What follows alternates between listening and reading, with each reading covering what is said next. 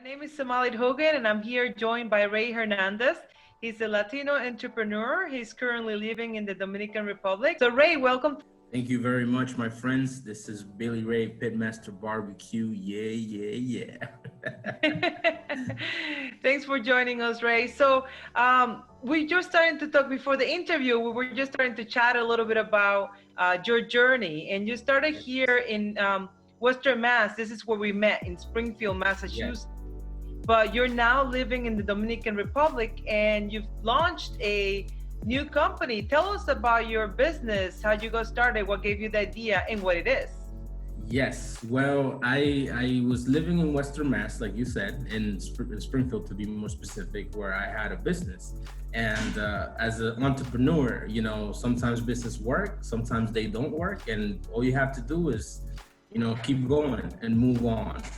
I decided to come down to the Dominican Republic because it was always my goal. I was in the States, I'm Dominican American, and one time in college, one of the professors told me, what, the United States is it's the greatest nation in the world. It's because of people like you. And I said, well, why do you mean because of people like me? He says, because Hispanic people like you, Asian Americans, all these different ethnicities come here and make America what it is. Some people come here to study and they end up going ahead and staying here, and next thing they remember, they say, oh my God, my goal was to move back to where my parents were from and contribute there. But then they got they get into a corporate job, next thing you know, they forgot that.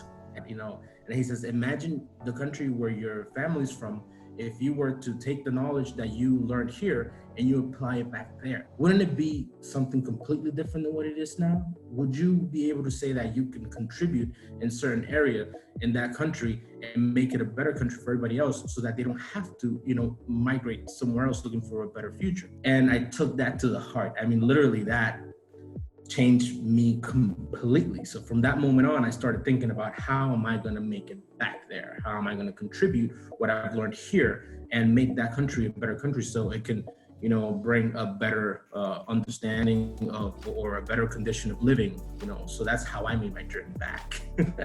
And tell us about your business. So BillyRay Barbecue, is that our Pitmaster? Yes, BillyRay Pitmaster Barbecue. BillyRay Pitmaster Barbecue. What is it, and how did you come up with the idea?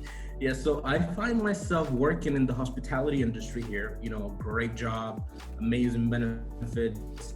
However, it was highly stressful. Whenever you deal with a lot of people at the same time, it was very stressful, and I was in a management position there. So I found myself with Saturday and Sundays off, and going to the beach and, dipping my fingers in the sand wasn't enough to relieve some of that stress that I was going through there. And it was always in the back of my mind to continue being a serial entrepreneur, to continue, fending off for myself. I started looking into doing that would relieve my stress.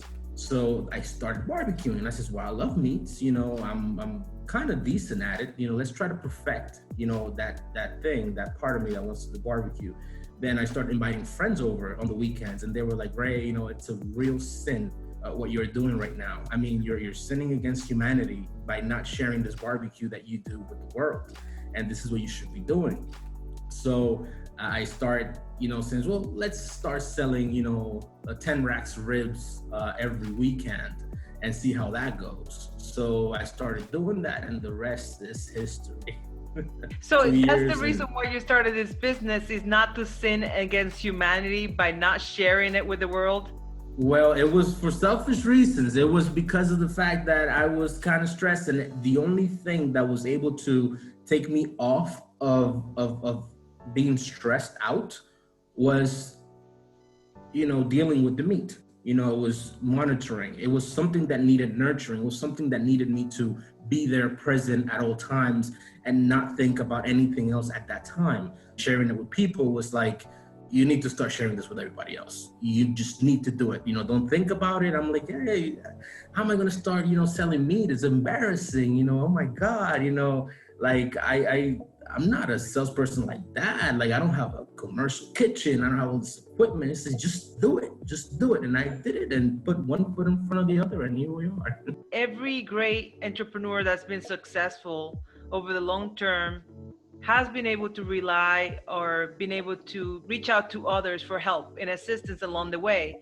So who have you gone to get to help you out with starting this venture? I had, the SBA. I had the SCORE. Help me out, and the things that I learned from those guys. It was amazing. I had Tom Toman as a mentor. I believe it's from the SBA, a gentleman called Bob Nelson, if I don't recall. I ended up winning in 2009 Massachusetts Young Entrepreneur of the Year for the SBA. And there's only like 52 of those in the whole country, I think. That's awesome. That's excellent. This is a question we ask all entrepreneurs. What is your value proposition? I would say it's the fact that a lot of the food industry businesses, or a lot of the people that brand themselves as barbecue people, are not really barbecue people. They're more of a grilling person, hot and fast. Most of the food available in the Dominican Republic is very hot and fast. Where I'm at now, very few of us have undertaken this trade of hundreds of years of, taking a tough cut of meat, like our ancestors used to do, and seeing that cut of meat, through, 7, 8, 9, 10, even 24 hours until it's nice and tender for people to eat it. It's not a lot of people right now that have that patience, that are willing to go into that business model, because one of my value propositions is the fact that no one else is doing it. And in the whole country, just to give you an idea how exotic this is, probably about 5 of us are doing it very serious, less than 10 people total in the whole country. And out of my peers, I'm recognized as the number one. I am the one that calls the shots in everything that has to do with this. And I've already even started an organization to start organizing people and start building around this movement of a barbecue that's sweeping the world, really. So give us an example of what is this product? Do you have a food truck? Do you have a restaurant? Are you selling food to go? Are you selling stuff over the internet? So I started selling rack ribs on the weekends, Saturday and Sundays.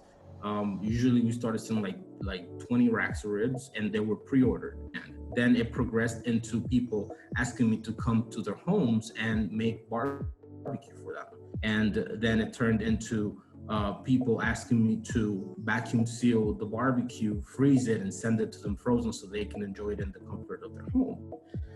Then it turned into brands like Certified Angus Beef from America asking me to be a Latin American ambassador for the brand, taking me to Colombia, meeting me there. And other brand names also started taking interest in my trade and started sending me free meat to barbecue and mention them in umbrella. It encompasses a lot of things. So, but the way that we're making money right now is by freezing the barbecue, offering it vacuum sealed, and having people having people enjoy what I do, what takes me 8 hours, in 15 to 20 minutes at home. In 15 to 20 minutes, your barbecue's ready. And that's that's our big strength right now. Now, that's what ended up happening. That became my first way of making money, is to offer people frozen food, frozen barbecue to finish at home. So where did you get the funding to start this business? Yes, so the first was a lot of arguments between me and my wife, because what turned out to be my hobby became a financial hole. Now I want to be a barbecue business is not necessarily producing the money to do that. And then I tell my wife, don't worry, I'm gonna make money with this eventually. And then she's like, well, you better. So I'm taking money from what I'm bringing in from my job to put into the barbecue, because I'm doing it as a hobby, but little by little, I'm actually making it into a commercial operation. So the funds came from my job, from my personal money. So this venture is completely self-funded by you, which is not uncommon. Many entrepreneurs start that way, where they have either it's a part-time job or a full-time job, or they have some money savings, or family members who help them out to get started. That's how you get started as an entrepreneur. Many of us do. can you share with us one lesson that you've learned from starting your own ventures? Yes. So I've learned that there's only so far that you can go and that you can get on your own without having to ask for help. And there's only so much you can rely, especially when you haven't been a serial entrepreneur, especially when you haven't gone through other businesses before. You really need help in order to go ahead and make it happen. So that's probably the main thing that I would tell everybody, just ask questions, ask everyone, that can actually go ahead and tell you something about how to run the operation, how to do something. So if this is not your first venture, you're going to need to ask for help, period. And surround yourself with people that actually been there, done that. I mean, SCORE is a great place. The place that you're going with now, that you're doing the things that you're doing. I mean, this is the type of thing that taught me a lot of the things that I learned that I'm applying today to my business. So ask for help. Don't be afraid. Ask. It's gonna cut your learning curve. It's gonna allow you to go ahead and be more profitable in the long run and in the short run, because money you don't spend if you don't have to. You're gonna need it later on. So ask for help, and a lot of it. Right. That's excellent. So for the viewers who are listening, how would they find out more about your product and where can they get it? Yes, well, you could log into Instagram, and it's basically BillyRay _Pitmaster BBQ. I mean, I pretty much live on Instagram. I mean, it's probably been the platform that has allowed my business to be where it's at now as an industry leader in this particular country. And I have about almost 6,000 followers. I think this week we're gonna get to 6,000 followers, but I've used that resource, to the bone. I mean, I've developed a cult-like following on Instagram where people, where I let people into my personal life, where people can follow me as a pitmaster and see what I live through every day. Become a creator. Become a creator of content, and that's also what I do. And I've been able to live off of Instagram, really. My business feeds off of that every day. Great. Thank you. That's excellent. Thank you so much, Ray, for joining me today.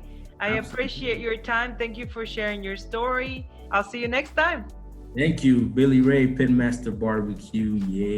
Yeah.